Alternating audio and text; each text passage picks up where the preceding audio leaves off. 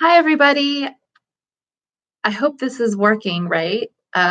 This is my first time ever going live, so if there are any weird things that happen, I just apologize for any of that, and I promise to get better.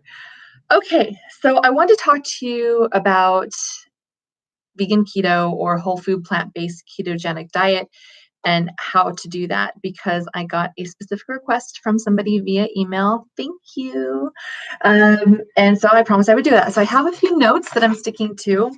And I think that although it's tempting to go right into a how-to, here's how to eat this way, I think it's really important to discuss a couple of things first. So bear with me. I want to talk about what is ketosis. Now, most of you know what that is. But also, I want to talk about the quickest way to get into ketosis if you're interested in that. I also want to talk about why I'm interested in vegan or whole food plant-based version of the ketogenic diet and not anything else. And then I want to talk about maybe some reasons why you would or would not want to do this. Because I think a lot of people have their opinions and they'll say, yes, you definitely always want to do this, or no, you never want to do this. And I take a little more of a holistic approach and talk about real pros and real cons and what's going to suit you and your own particular needs. So that's important. And then I'm going to get to the how-to of it all. So let's go ahead and get started. All right, so what is ketosis? That basically means, and this is a 101, right? So I'm not going to dive super, super deeply into the science on it. But if you don't know what it is yet, then it essentially is changing your body's way of burning fuel. Typically, our bodies are, or they have been accustomed to burning glucose. So your carbohydrates are going to really fuel those sources. But you can change that. Your body can also use fat, and that's really simplifying it, right? So it's, a lot of things can make glucose, but it tends to be carbs that end up making glucose for you to run on. But if you are eating a ketogenic diet, what that means is that almost all of your diet is fat. So we're talking anywhere from 70% to 85% of your diet is fat. And before you think, whoa, what are you telling me to do here? Just hold on, because I am going to talk about how it's a different animal, I think, when you're talking about a vegan or a whole food plant-based keto diet. So you are having almost no carbs. You certainly aren't having simple carbs. And what I mean by simple carbs are things that turn into sugar in your body. So whether it's directly sugar and molasses counts and like, white potatoes, that would count, flour counts, a lot of things that are simple carbs will metabolize as though it's sugar. And it's important that you get that out of your diet. The reason why that's important is because since you will be eating a high fat diet, if you eat anything that's simple carbs, it's going to spike your insulin, which is going to get you really out of ketosis, and it's going to store anything that's going along with that. Insulin is your storage hormone, and you don't want to lose sight of that. Now, why would anybody be interested in eating a whole bunch of fat anyway? Doesn't fat make you fat? It just depends. Now, you have McDougall people who will say, well, the fat you eat is the fat you wear. And I would say that that is going to be true almost all of the time. But if you're on a whole food plant-based ketogenic diet, and if you do it right, then that's not necessarily going to be the case. And then who cares, because you're burning the fat anyway. You really are. So those are some things that you need to know about the ketogenic diet. Now, how do you know whether you're in ketosis? Because if you're in ketosis, then your body is using ketones instead of glucose for your fuel. It's using ketones, which allows you to use fat as your fuel, your stored fat. Also, the fat that you eat, it can use the fat that you eat as fuel. So the key is to not go above your calories for the day, because then since you're eating a whole bunch of fat, you're just going to be storing that again anyway, right? Because you only have so many calories per day. And some people say that if you eat ketogenic, you can eat unlimited calories, and that is absolutely not true. And even if people say, well, if you eat vegan keto, you can eat unlimited calories. Who says that you can eat unlimited calories? It's an absolute crock. It's just not true. So I'm not saying that calories are the only things that matter, but they do matter. You can't just disregard the whole calories in, calories out thing. You have to think about the type of calories that you're eating and why that matters. But if you want to get into ketosis because you want to start burning fat, the quickest way to do that, to get into ketosis, is through fasting. The F word. Nobody wants to hear it. Nobody wants to hear about the word fasting because they think it's crazy, or they think that, it's only for like the super religious, or they're addicted to food, or they just are misinformed. They think that they will be wasting a bunch of muscle without doing the research about that.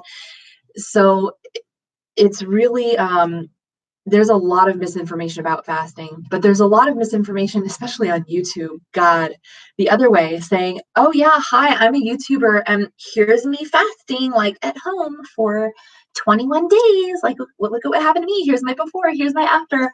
These people are nuts. They're crazy. They're not doing the right thing. They're making themselves sick. I saw this one YouTuber, she started like vomiting and she's like, but I'm still pushing through it. Go to a hospital. Don't do that. Don't do that. Okay. So if you're going to fast, almost everybody can fast. This is going to sound nuts, but the research supports this. 30 days. I'm not saying you should do that. I fasted myself for 13 days. I did it, and it actually was not hard.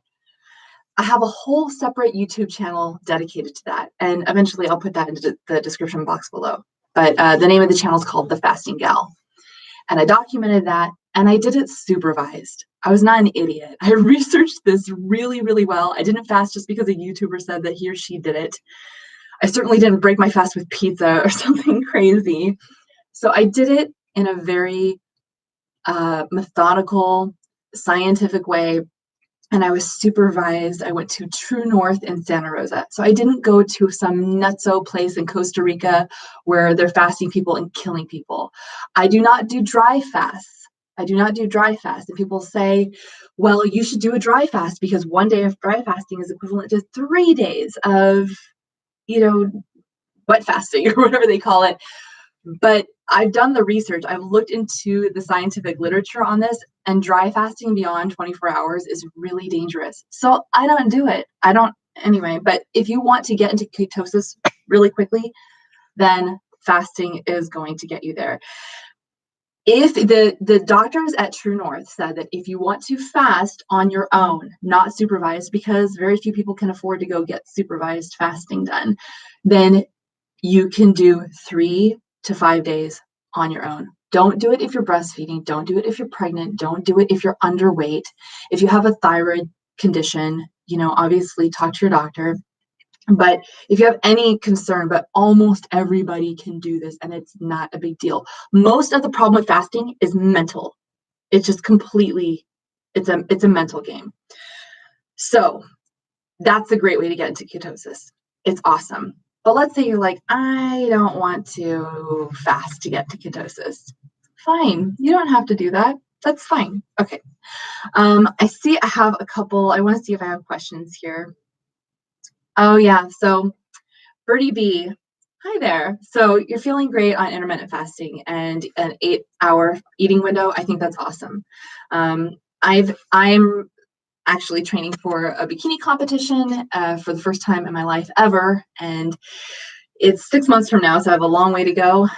But I think that doing the 16-8 really is working for me now. I tried it a long time ago and it didn't work out for me very well, but that's because I wasn't counting my macros because that made me insane. But now that I am, and I wasn't doing anything, I was just sedentary. I'm a lawyer, so I was just sitting at work and we're sitting at court, and I wasn't moving around. I didn't, because I was a lawyer working crazy, crazy, crazy hours. I did not have time to go to the gym. And everybody will say, well, you always have time to go to the gym. All right. I was sleeping literally 3 or 4 hours a night and killing myself. So that 16-8 did not work for me then, but it's working for me now because I left my firm and I have a lot more time on my hands now. So yeah, 16-8 is working great for me, and I'm glad that it's working for you. And thank you so much for all of your comments and your confidence. All right. So what about, let's see. Oh, people have asked me, what about Dr. Michael Greger? He really slammed the keto diet. Well, that makes a lot of sense. It makes a lot of sense because generally speaking, if people are eating the keto diet and not plant-based, they're dying sooner. And I did a video about this. It was a few months ago. I'm wearing a yellow shirt if you want to look into that video. And basically I compare high carb, low fat to low carb, high fat. And I really go into, it's like a 17-minute long video, and I go into the science about it. And I understand why Dr. Greger is saying this. And, but he's referring to a study it was 100,000 participants out of Harvard. And what happened is that because there were so many participants, they were able to retroactively go back into that study and take away the people who were eating vegan, even if it was junk vegan, even like crappy vegan, as long as it was ketogenic, and they lived longer. And they didn't just live longer than the meat-eating ketogenic people, they lived longer than your average population. And I did see an interview recently with Dr. Greger where this guy asked him specifically about the vegan keto diet. And he's like, that's crazy. It's a diet where they're telling you not to eat fruit. If that was true, I would agree with Dr. Greger. And generally speaking, that is what's being spewed out there. You can't have any fruit. You can't have any fruit. I'm here to tell you that that's not true. And I eat fruit because I listen to Dr. Greger, and I know that the number one reason why people are dying from nutrition reasons is because of the lack of fruit worldwide. That's the problem. So if that's the number one reason why people are dying from a nutrient perspective, then why in the world are we encouraging people to not eat fruit? Eat your fruit. But I get to eat fruit if I'm doing vegan keto. Avocados, they're fruit. They're fruit. They're high in fat. They're high in fiber too. And they are a fruit. Also, I eat blueberries. Blueberries are allowed on a ketogenic diet. They are. I mean, I don't have a whole mass of blueberries. I don't have like a bucket of blueberries, but I have some blueberries every single solitary day that I'm doing vegan keto. So you can have your fruit on a vegan keto diet. And now what I really want to talk about is, how do you know when you're in ketosis? Because if you want to be switching your fuel to ketones in order to burn fat primarily, you want to melt off what you already have stored. How do you know if you're in ketosis? There are diverging opinions about this. I just go to my local drugstore and get like the pea sticks, and it's hard to find them if you're not used to getting these things. But I just go up to the person working there and I say, hey, I need like urine sticks to measure ketones, and they show me exactly where it is, and I just walk out. That's what I do.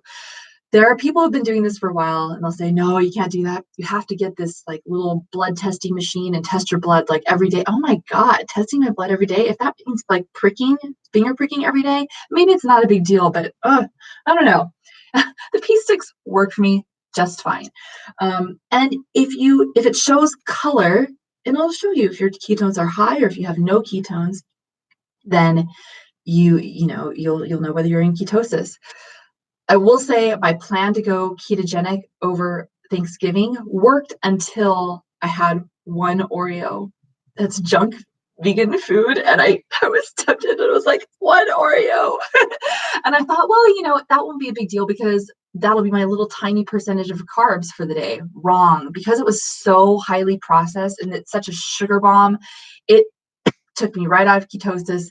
So that was a big no-no. And I learned a huge lesson from that, because once you are out of ketosis and have kicked your butt out of ketosis, it takes so long to get back into ketosis. Some people say, oh, it only takes 12 hours to get to ketosis. Really? Some people say it takes like 3 days to get into ketosis. That could be true. Some people say it takes longer. But when it comes to autophagy, which is your body eating itself, which is your body, it sounds a little gross, but it's your body eating your own stored fat, which is what we are meant to do as humans.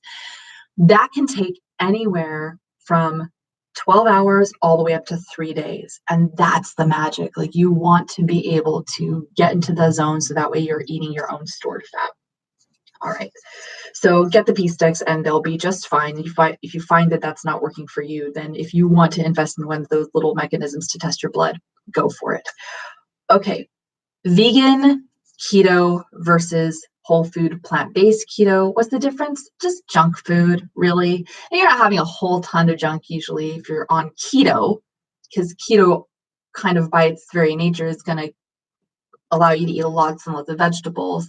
And even though vegetables are carbs, they're complex carbs for the most part. Not all of them are, like your starchy vegetables aren't, or tend to not be, but a lot of your vegetables are. Certainly the non-starchy ones are going to be complex carbs. And if you're on vegan keto, then really the junk that we're talking about here is going to be like seitan, tempeh, things like that some people consider to be junk vegan food. If you have a little bit of that, that's really not too big of a deal.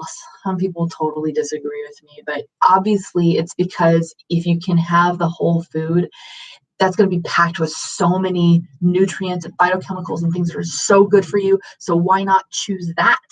Why not make that your decision instead of your vegan junk food, where basically it's a macronutrient and who cares? Also, the vegan junk like seitan, tempeh, they tend to be really high in protein and actually really low in fat. And if you eat too much protein without the fat to go with your ketogenic diet, it's going to kick you right out of ketosis. And you're going to think, man, I have to start all over. It's going to suck. All right. So I definitely prefer whole food, plant-based, ketogenic diet, and it's doable. The only thing is that this diet or way of eating, it's really hard while you're traveling. It can be very difficult over the holidays. So I find that while I'm traveling or during the holidays, for me, it was so much easier to do the flip side. I was doing high carb, low fat, and I did that the year before, and it was great. Like, I was losing weight over the holidays. It was so cool. But it's a hard lifestyle doing vegan keto, because being vegan out in the world is already hard enough. It's easier than it used to be, but it's hard enough. You add keto to the mix, oh my God. And especially because when you go to restaurants, now restaurants are getting really savvy. They have like this special little keto menu, but of course it's not a vegan keto menu, because people think those are polar opposites and there's no way to have the two combined, but there is a way. So regular keto is not good for you, but a whole food plant-based keto is good for you. Alrighty then. Let's see. Why would you want to do a whole food plant-based keto versus a whole food plant-based high carb, low fat diet? This is a very tricky question for people. All right. Ketogenic, vegan, whole food plant-based, all of these terms, they do not mean unlimited calories. They don't. Calories in, calories out.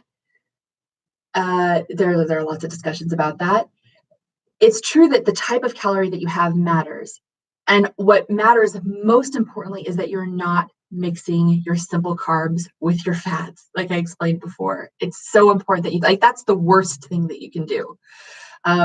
But if you're going to, sorry, I'm looking at my notes. I just want to make sure I don't forget my points. But if you're going to be eating in any way, it's important that if you want to lose weight, you are in a caloric deficit. So you need to know how many calories you're burning per day. And if you work a sedentary job, it's the whole reason why I started this channel to begin with. It was for middle-aged people working a sedentary job that they either don't have time to go to a gym or they don't believe they have time to go to a gym, or they'll be more stressed out if they go to a gym. This channel is for you. Like, what in the world are we supposed to do? You know? So you have this bucket of calories every single solitary day. And the fact is, keto is difficult because fat, it's 9 calories per gram, as opposed to 4 calories per gram, which is what you get in carbs and in protein. What that means is eating less. That's what it means. And nobody wants to eat less. Volume-wise, that's what it tends to mean. But I'm going to show you a way that you can do this in a manner that's completely doable and that I thought was really delicious. And I was losing so much weight. It was great. Okay. So that is an issue. Don't think that you can have unlimited calories on this, because you can't. You can't. Alrighty. I already talked about travel brain fog. When you do ketogenic diet, a lot of people complain about brain fog, but I have never heard anybody complain of brain fog if they were doing a vegan ketogenic diet. I've never seen it. Back before I was vegan, when I was vegetarian, I tried ketogenic for the first time. And so I was, for the first time in years, I was drinking heavy cream in my coffee. And I was eating a lot of cheese and a lot of eggs, because when you're vegetarian, it's like, well, what were your fat sources? I didn't think that being vegan keto was even possible. And I felt like crap. I felt like crap the whole time. Maybe not the first day, because I was like, oh my God, eggs and cheese, which is like terrible. But I just felt like crap. So I finally stopped doing it. Thank goodness. I lost a little weight, and then I kept gaining. And I thought, oh my God, what am I doing? I was so hungry. And people say that they don't get hungry. Well, that wasn't my case. I was hungry on it. But when I'm in vegan keto, no brain fog whatsoever. Zero. It's fantastic. People also talk about the keto flu. They don't want to get the keto flu.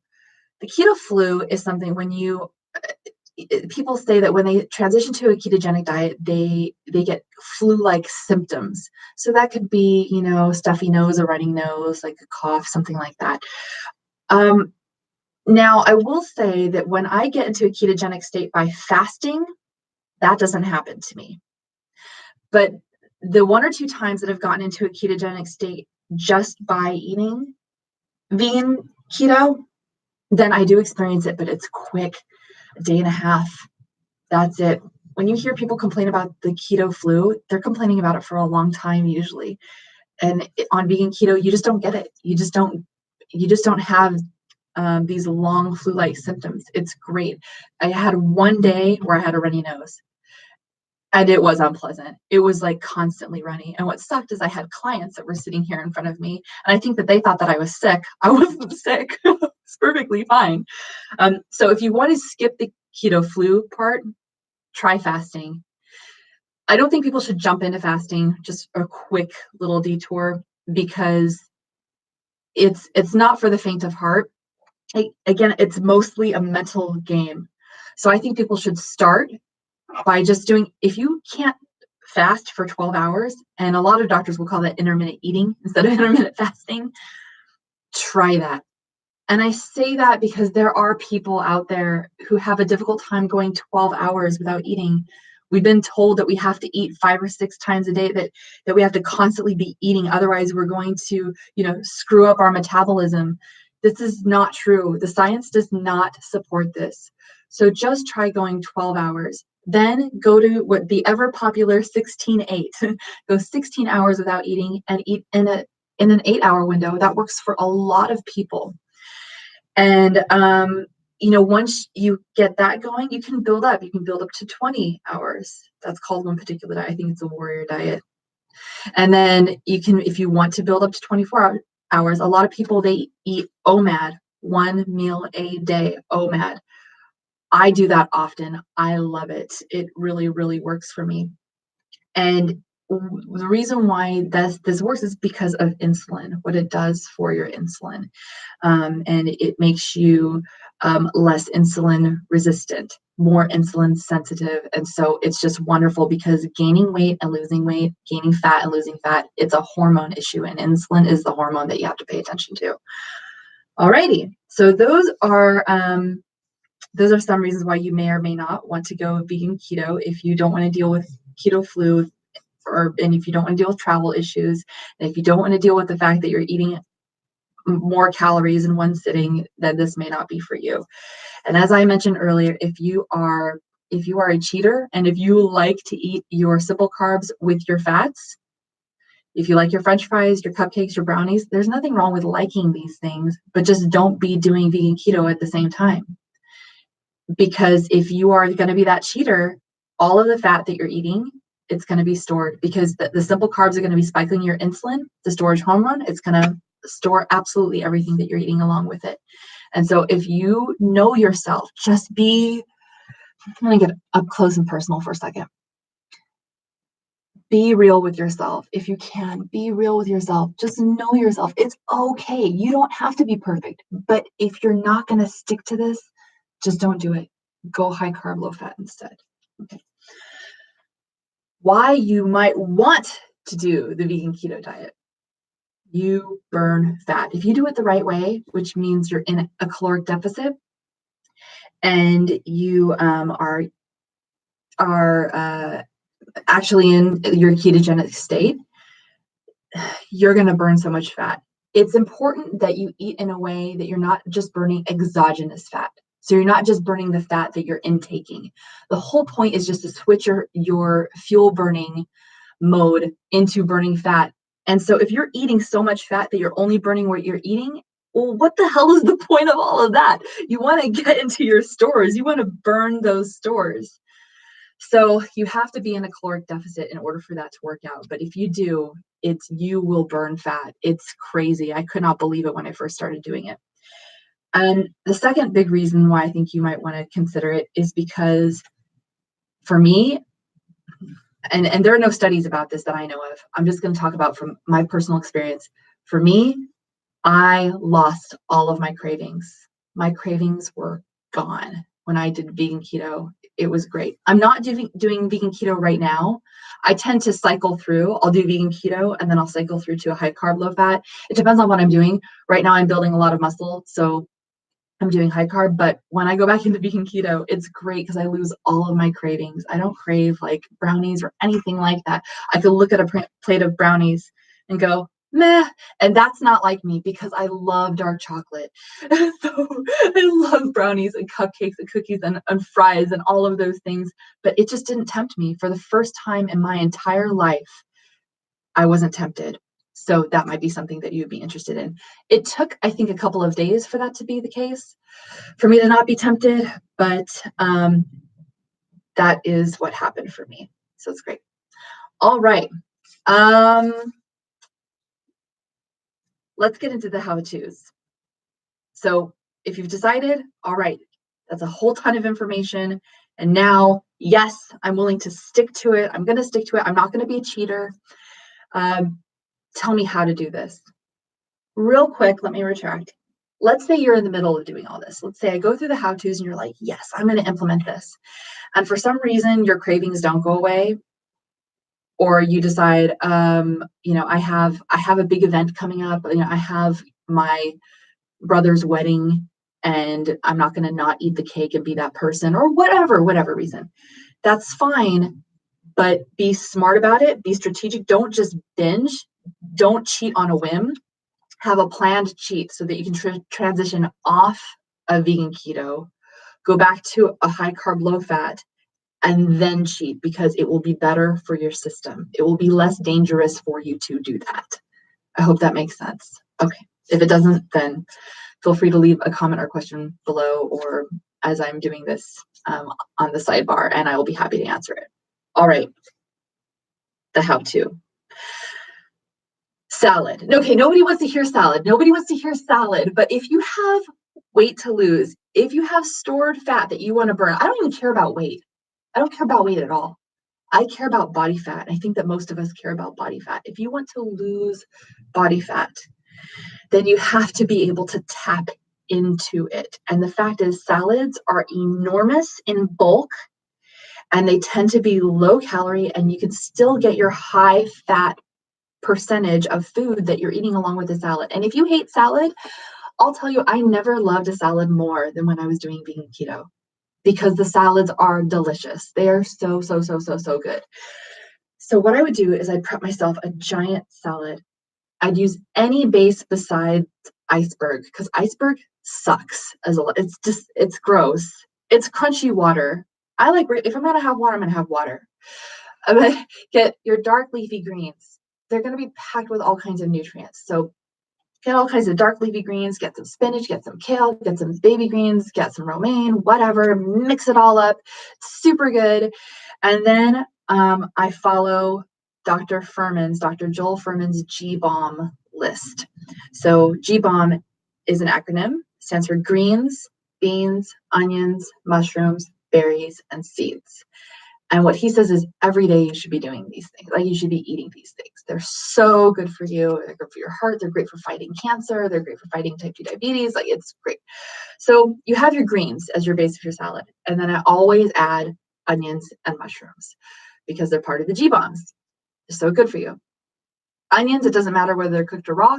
With mushrooms, Dr. Furman actually says that the raw mushrooms have a natural carcinogenic on it. So if you have the opportunity to cook the mushrooms slightly, then do that. You can just quick steam them or whatever you're going to do. But he says if you do that just for a couple of minutes, it gets rid of the carcinogenic effect, and you still have all of the benefits that go with the mushrooms. So you have your greens, you have your, I went to onions and mushrooms. I skipped the first B for beans. People will say that you can't have beans if you're on keto. This is not true. The fact is that beans are pretty high in slow carbs, like Tim Ferriss likes to call them slow carbs.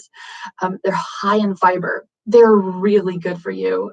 The longest living people on the planet, they all eat beans. So I eat beans, but I have just a small amount. And people who follow Dr. Gundry, and they've read The Plant Paradox, I'm like, oh my God, you can't eat beans because of lectins. Lectins are there if you don't cook the bean. Who like doesn't cook the bean? You know, like, of course you're going to cook your beans. So I don't follow Dr. Gundry because his science is not there. I follow people who actually know how to read the science. So you don't have to worry about that. You really don't. Now, if you're otherwise allergic to cooked beans, then of course don't do that. But otherwise, beans are so good for your microbiome, your gut, and they're healing and they're awesome. So I put a little tiny bit of beans, maybe a quarter cup, and it's just, that's it. That's all I do. It's just a small amount, but they're so good for you. So don't pass up on those beans. So you got the greens, the beans, the onions, the mushrooms, the berries, and the seeds. I'm going to skip berries for now because I usually have those in a different course. The seeds, what I love to do is use ground flax seeds. Flax seeds are so good for you. They're high in omega-3s. Super, super good for you. But they're not going to do you any good if they're not ground. Those suckers just pass right through you and you will just poop them out. That's what's going to happen. So grind them up, or if you don't have a way to do that, just buy flax meal. Bob's Red Mill makes a ground flax meal. If the flax is ground, you have to keep it in the fridge for it to keep. But if you keep your flax as whole seeds and you grind them yourself as needed, you can leave that out on the counter forever. They'll last for a long, long time.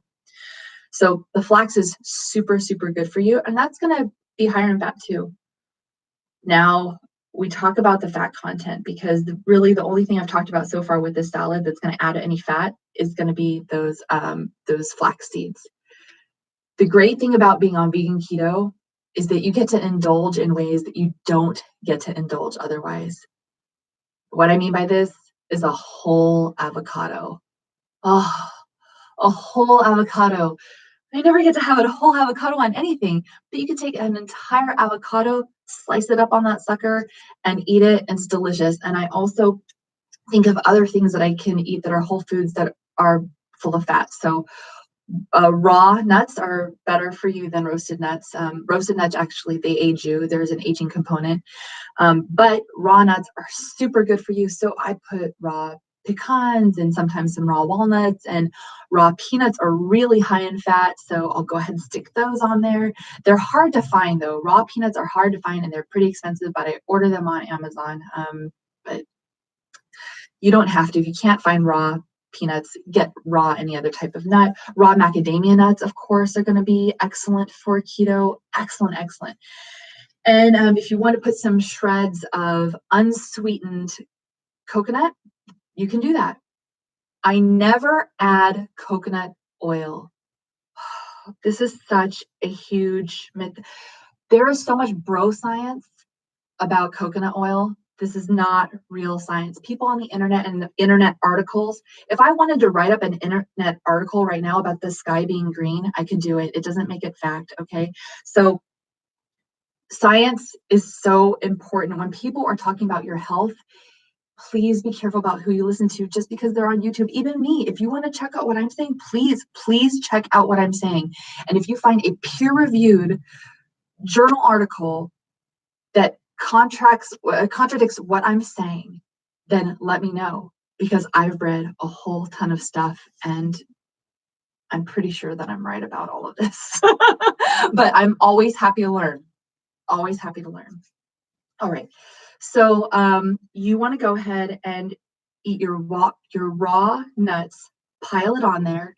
And then what's great is you have this giant salad that it'll take me over an hour to eat this salad. It takes me about an hour and a half to eat this salad.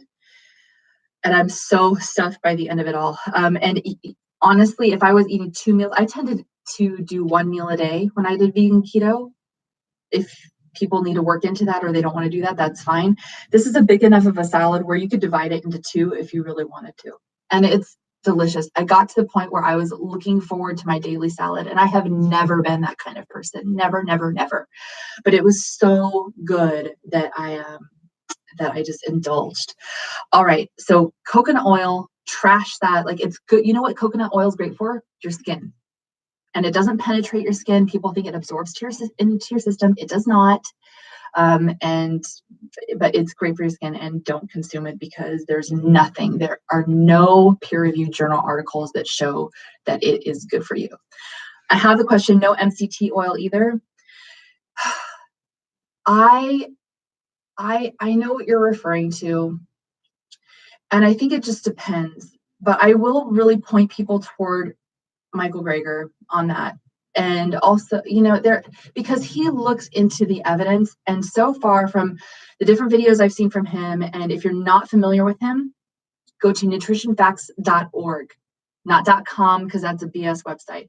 Go to nutritionfacts.org, and that is Michael Greger's site. And all of his videos are backed by the science. He shows you the articles right there. And if you want to read the articles for yourself, there's a tab underneath his videos, and there are links to the articles themselves. So this is a no BS website, and I highly recommend people go there. So from my understanding of his research into the literature is that MCT oil is not going to be an added benefit for your life. If you want to go ketogenic and you're thinking, how am I going to do that? You can do it with whole foods. You really can do it with whole foods. If you have enough nuts, and if you have, especially like macadamias are so good. They really do add the fat factor. Macadamias and peanuts. But people make a mistake by eating peanut butter. Like they will just eat a whole ton of peanut butter. Don't do that, because it's going to process in your body completely differently. And the calories on that are so high, but it's like a small amount of peanuts, of peanut butter is so high in calories. It's like equivalent to a handful of peanuts. You're going to get fuller on the peanuts. And with the oil, every oil that exists on the planet, it doesn't matter whether it's like coconut or whether it's castor oil or whether it's olive oil, every tablespoon of oil is 120 calories. And when it comes to vegan keto, because you're already eating such high amounts of fat, I would not want to waste my calories on oil. I really wouldn't. I would want to spend them wisely on things that are going to take up space and make me full. Having said that, I will be honest with you. And when I was first getting into it, I would drizzle a tiny amount of cold pressed extra virgin olive oil on a salad if I felt like my fat content wasn't high enough and if I was in a pinch like at work or something. I'm not saying it's a health food. I'm not saying olive oil is a health food. But out of all of the oils that exist out there that you could possibly ingest, I weighed the pros and the cons and did a lot of research about all of them. And I went ahead and I landed on cold pressed extra virgin olive oil, but don't douse this stuff. This is not a health food. Don't douse it thinking, oh, wow, I'm being so healthy. I'm eating a cup of oil. That's not true. It's better for you to eat like the olive, as people say.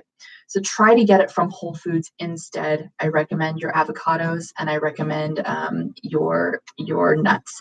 And with the avocado, the thing about having a whole avocado is that, I don't know about you, but if you like smush it up, it can cover like the whole salad. Like that's enough fat for the whole salad. And I might pour some like balsamic vinegar over there too. And the fat from the avocado with the vinegar and the nuts and the onions and everything was just so delicious. I just loved it. The salad was so good. And I really hope that you all try it and that you love it. Okay, so that was my salad.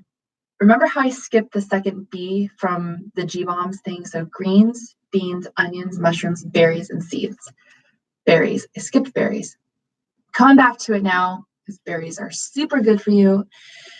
But you don't want to eat them all by their lonesome, because when you sit down to have a meal when you're on vegan keto, I always try to keep my percentages, like my 70% fat, with each meal that I'm having. So if I sat down to a bowl of blueberries, where's the fat in there? It's not there. It doesn't exist. So in order to get the fat in there, but to still get my blueberries in for the day because they're so good for you, I would make what I called a vegan keto muesli. If you don't know what a muesli is, it's like oatmeal, but the oats aren't cooked. So if you want to make the oatmeal by just heating it up, that's fine. It doesn't matter. But if I say that, people will say, what are you talking about? You're ketogenic. You can't have oatmeal. That's true. But I would have a tiny amount of oats, just a few, like it was maybe a tablespoon. That was it. And I put a whole ton of coconut flakes in there. Unsweetened, has to be unsweetened. You get your unsweetened coconut flakes, and I put I put a lot in there. Probably a third of a cup, 1/4 to a third of a cup of these coconut flakes. And I would mix it all together, and I'd have my soy milk, unsweetened soy milk, organic soy milk. And if people think that will kick you out of ketosis, again, it just depends on your percentages. You just want the fat percentage to be high enough to where it's covering at least 70% of what you're eating at that moment. And I don't buy any soy milk if you're going to eat soy milk. And I know that soy milk is not a whole food, but it's so lightly processed if you do it right that I think it's okay. The soy milk that I buy has 2 ingredients, soybeans and water. None of that carrageenan crap that can possibly eat away at the lining of your intestines.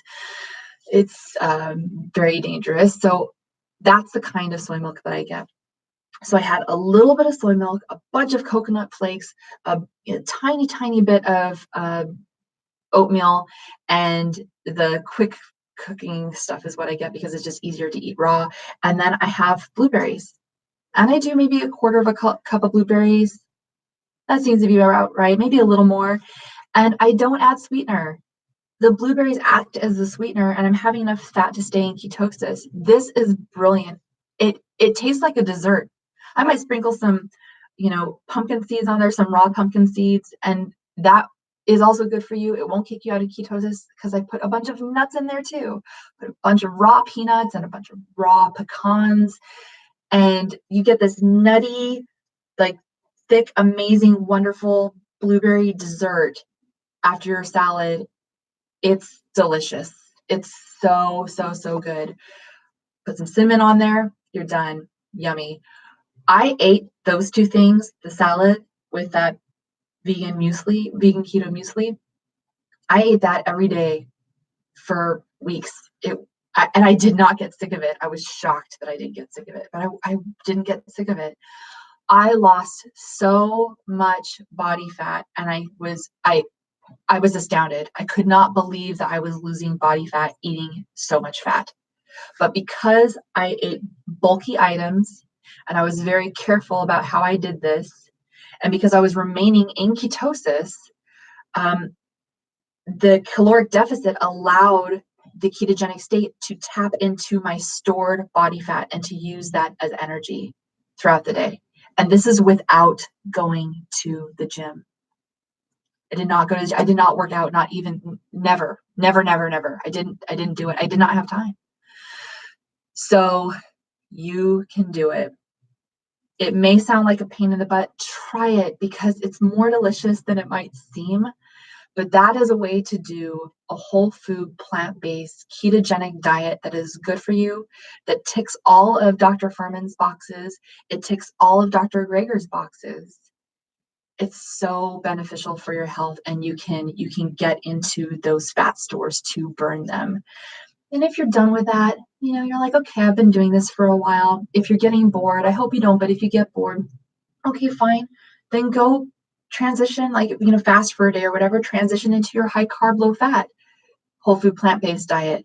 Do that for a while and you can get some variety. And then when you're ready to tap into those fat stores again, fast for another day to get into ketosis real quickly, and then start this again. If you do that, you're going to be losing so much weight and or body fat, really, that's what matters. So keeping a caloric deficit, it's harder on a vegan keto diet, but you can do it if you eat this way. And I hope you have amazing results. So thank you for being here with me. Leave any comments or questions below if you're seeing this after the fact. Please give this video a thumbs up. I really appreciate your encouragement so much, and I'll be happy to answer any other questions that you have. And maybe I'll do another video like I did in response to my fans' email. That was really cool. Subscribe if you have not already done so, and I will see you all in the next one. Bye.